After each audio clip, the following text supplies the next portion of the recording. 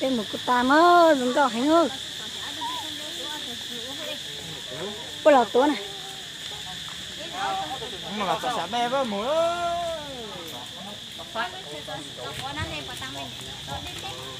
Lâu à?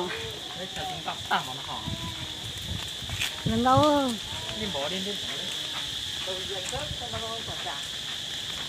Còn là đó đừng có trực tiếp.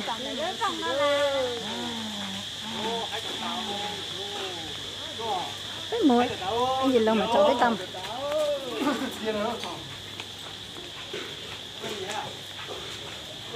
ôi còn món nào mất luôn à Tan. con lao con Đừng lao có. con lao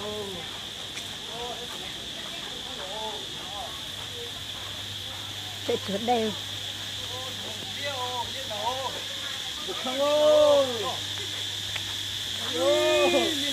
Cái xe ba của nó là mấy bé tuổi chặt nó.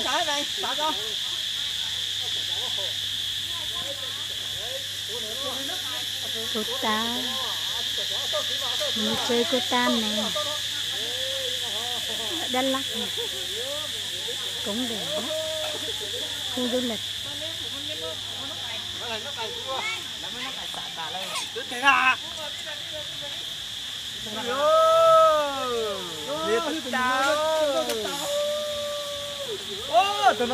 Mình chết cổ.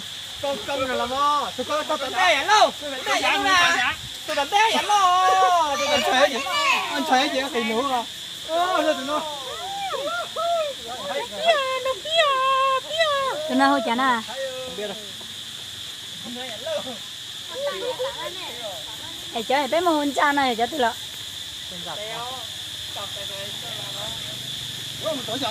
Nó chiều lên đâu liều. Tụi nó quẹ công là bây giờ tụi nó.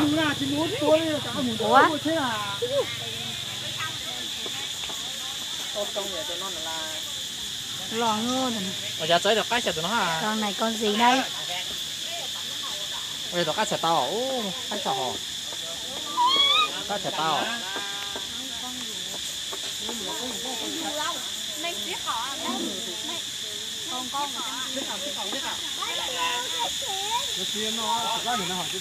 Nó bữa chỗ giống câu chỉ nó chỉ lo buồn.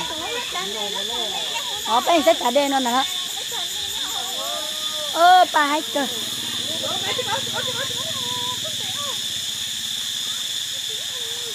Mỗi tên là tỏa sản đó là chứ. Trả đen nhưng nó nè, một sắp tí chẹp bụng mà. Đừng có tụt tiêu. Dĩ cho nó tụi đi chơi chắc là lọt cái đó nhỉ. Tôi không có tỏ ra tao cạnh mà. Đó, chơi sáng hả? Vậy nè. Đúng lắm. Đây là tôi nhận nước kỹ nè. Đúng lắm à. Cho nó bớt sao? Hả? Nước? Nó đây là chưa mà xong à.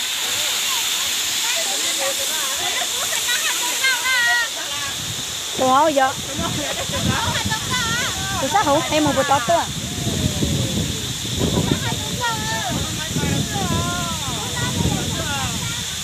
Khát nước đây đẹp quá.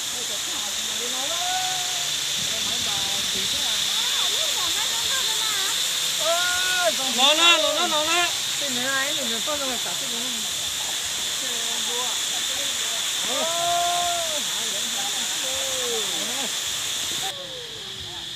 Ta nơi gần gặp kìa.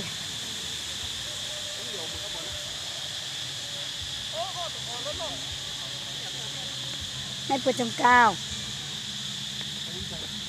Tên. Mẹ nó. Đừng con ơi. Ăn đồn gì đừng có cái tiền. Mẹ ăn à.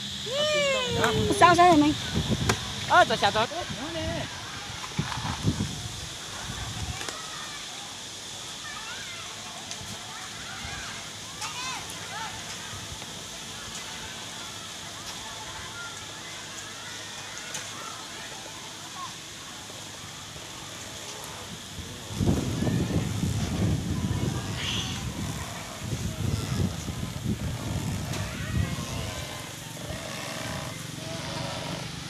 Mấy mấy tuổi chưa? Cháu tôi là cọp té thôi. Ok bé kìa. Đó rồi bé chứ.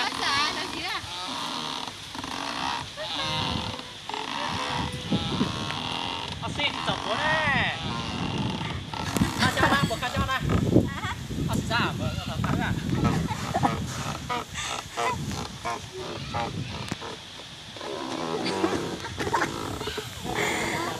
Đừng lừa thiệt.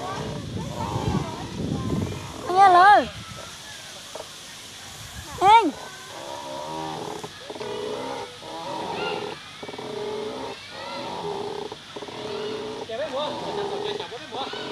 Chị trò lo. Mẹ ơi. Mẹ.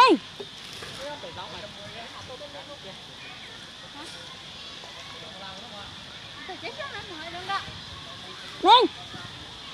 Anh ra bên đây đây.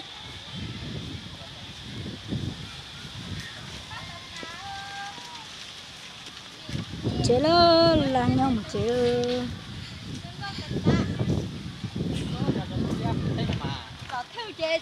Cho xong yak ở té ăn thì có hai nữa rồi nó. Wow, y xe mù chế sư à. Mình ơi. Tên nào mình?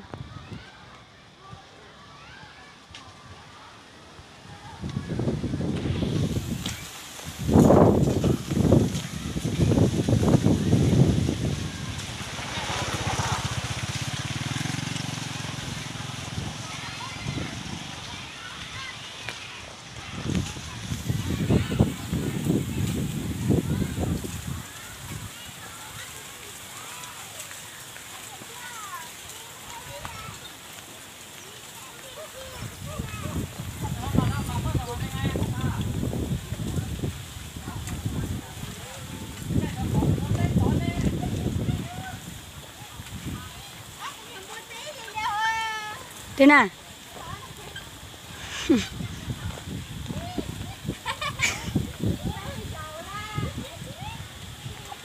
Chém bùa lử.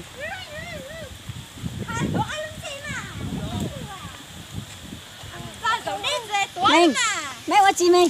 Mình. Mình. Quá chị mình. À quá chị. Nó cái thằng chém bùa nè mà. Trời ơi. Anh nhớ, chỗ đấy chọc kia. Mình. Chỗ đấy chọc kia. Nè. Đây, không mà, đến láo mà. Bên này. Cái nào thịt đồ nó.